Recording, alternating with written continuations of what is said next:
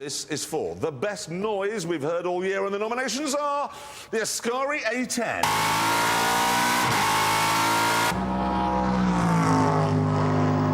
That's a good noise. The Aston Martin DBS for this.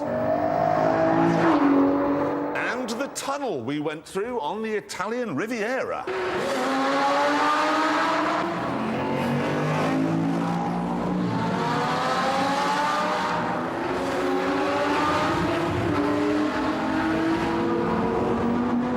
But the winner was in fact none of those.